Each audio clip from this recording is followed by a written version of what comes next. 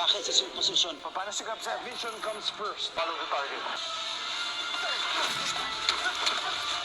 Nang lumabas sila Tomas ay tinanong niya si Gab kung masaya or malungkot ito kapag malamig ang panahon. Naga namang sinabihan ng dalaga na walang kinalaman yun sa paghahanap nila kay Kenji. Naga namang giniit ni Tomas na masaya siya kapag malamig kaya tinanong ni Gab kung nakakalungkot kapag malamig. Naaga namang sinabihan ni Tomas na malungkot siya lalo na kung wala siyang holding hands sabay hawak sa kamay ni Gab kaya agad itong pumalag.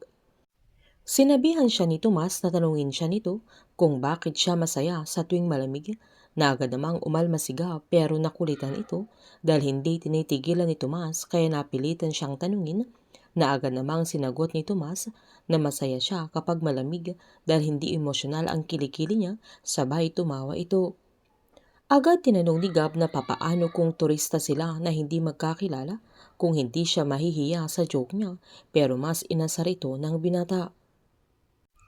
Habang naglalakad naman sila JB ay sinabihan niya si Max na maging alisto dahil sinaad ng intel na andoon sa area nila si Kenji at hindi pa nila alam kung sino pa ang nasa area, sabay kinumusta niya ang dalaga. Agad namang sinabihan ni Max na siya dapat ang mangumusta sa kanya dahil sa sitwasyon ng dad niya kaya pinaliwanag naman ni JB na may kinausap na siyang tao na aayos sa paglabas ng kanyang airpot. Inakbayan ni JB si Max habang naglalakad sila kaya tinignan ito ng dalaga. Naga namang sinabihan ni JB na kailangan nilang magpanggap lalo't nagmamanman sila at kailangan nilang sundin yung plano nila na yun ay ang kunin si Kenji.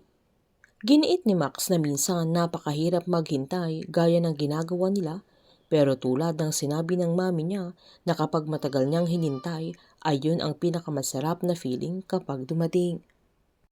Sa paglalakad naman ni Andres ay nakita niya ang isang store na nagtitinda ng mga Lucky Charm kaya tumingin ito hanggang makapili ng isa na agad niyang binayaran kung saan binasbasan ito ng may-ari.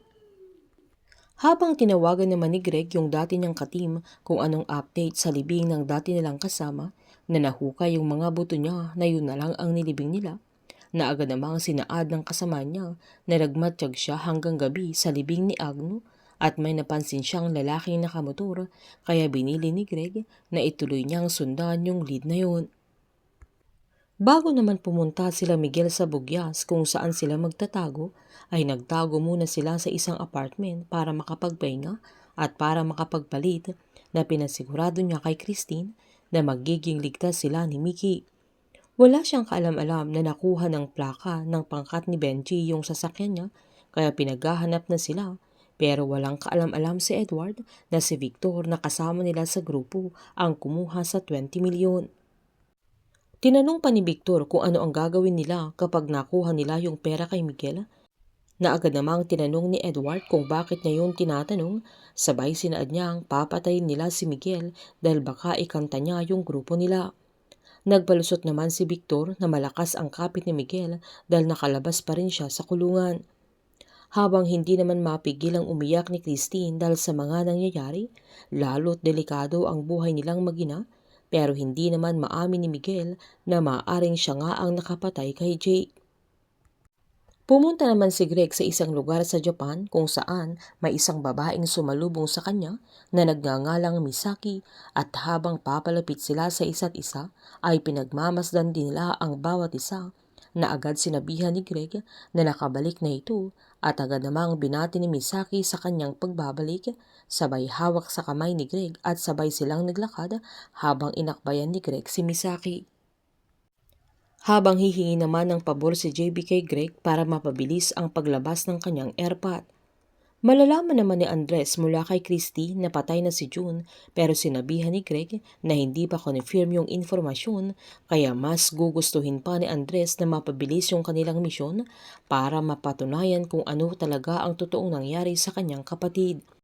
Dahil makukuha naman ng mga Raijin si Gab pero hindi siya ipra-priority ng team dahil kailangan nilang unahin ang kanilang misyon na yun ang papanindigan ni Greg.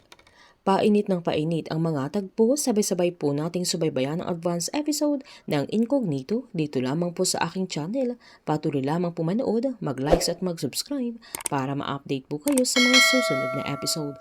Marami pong salamat.